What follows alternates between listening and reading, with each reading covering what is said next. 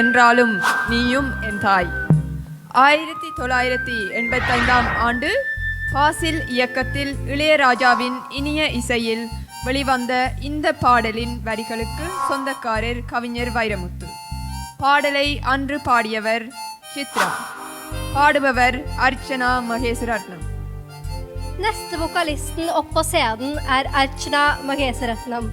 Med henne har vi Rahavi Karthikeyan på keyboard, Sanjit Sudagar, Kavin Karthikeyan og Kobisha Karikalan på elpad og Mira Tiruchelvam på fløyte fra Bergen.